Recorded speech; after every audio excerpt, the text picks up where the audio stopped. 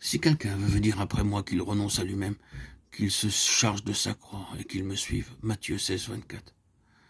Renoncer à soi-même. D'un mot, le Seigneur va droit au but. Il arrive que l'homme soit prêt à renoncer à certaines choses, à des choses agréables. Il arrive qu'il soit prêt à renoncer au péché. Mais renoncer à soi-même, à ce moi qu'il chérit, renoncer à en faire le mobile de sa vie, le ressort de ses actions. Détrôner le moi pour que Jésus prenne sa place. La première, que cela est plus difficile. Renoncer à soi-même. L'emploi de tout autre mot eût amoindri, limité le champ d'action de la croix. Et par conséquent, limiter la délivrance.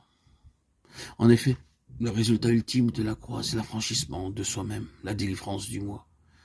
Si quelqu'un se charge de la croix, accepte l'esprit de la croix, manifesté en Christ au calvaire, et renonce à soi-même, il est affranchi du péché, des terreurs de la loi, du monde et de l'esclavage de Satan. Qu'il soit 1000 fois béni cet évangile du calvaire, dans sa simplicité, sa profondeur, son efficacité, sa sagesse. Car le moi est bien la cause de tous les troubles, de toutes les rébellions, tous les égoïsmes, de l'orgueil et du péché. Que l'homme se considère comme cloué au bois avec le Christ, jour après jour, heure après heure. Que dans les difficultés et les luttes inhérentes à cette vie, il renonce à soi-même et habite dans le calme et la paix du Sauveur, suivant celui qui l'a précédé dans le chemin de la croix. Cet homme suivra l'agneau, non seulement jusqu'au calvaire, mais jusqu'au ciel même, où il partagera son trône. Qu'il renonce à lui-même, qu'il se charge de sa croix, car quiconque voudra sauver sa vie la perdra. Matthieu 16, 24, 25. À 3 reprises, le Seigneur fait suivre son appel à porter la croix de paroles mystérieuses, incompréhensibles pour l'homme naturel, perdre sa vie pour la sauver. Luc 9, 24. Lorsqu'il parle du grain de blé qui doit mourir pour porter du fruit, il se sert à peu près de la même expression. Celui qui aime sa vie la perdra, celui qui est sa vie en ce monde la conservera pour la vie éternelle. Jean 12, 25. Jusqu'ici, nous avions renoncé au péché tout en nous conservant nous-mêmes. Nous n'avions pas vu que le moi dans notre vie s'opposait à l'action du Saint-Esprit. Aussi réellement que le péché et que la vie charnelle, la vie égoïste, celle que nous tenons du premier Adam, s'opposait à la manifestation de la vie de Jésus en nos corps mortels. Qu'est-ce donc que cette vie que l'homme perd en cherchant à la sauver? Qu'est-ce que cette vie que nous aimons au lieu de la haïr, ce qui entraîne sa perte éternellement? Certaines versions traduisent âme au lieu de vie. Saint Paul nous explique ce passage dans quelques lignes de sa lettre aux Corinthiens. Le premier homme, Adam, était fait une âme vivante, mais le dernier Adam est un esprit vivifiant qui donne la vie. Le premier homme étant de la terre et terrestre, le second homme est le Seigneur du ciel. 1 Corinthiens 15, 45, 47. Cette vie héritée du premier Adam et que nous appelons vie charnelle, par opposition à celle que communique le Seigneur à ses rachetés, que nous devons renoncer.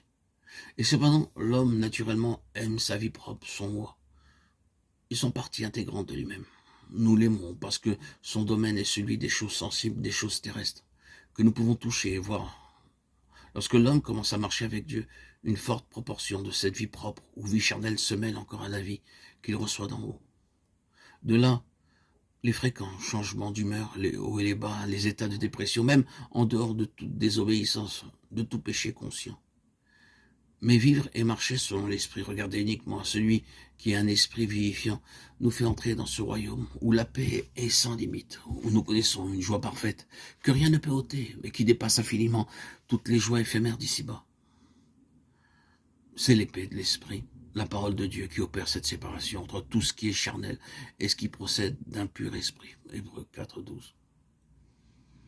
Si, comme nous y sommes exhortés, la parole demeure en nous abondamment et qu'elle opère cette séparation, nous devons aussitôt haïr tout ce qu'elle nous révèle comme charnel et l'abandonner, le perdre, le mener à la croix. Voulons-nous suivre l'agneau? Voulons-nous que sa vie soit manifestée par nous à ceux qui nous entourent?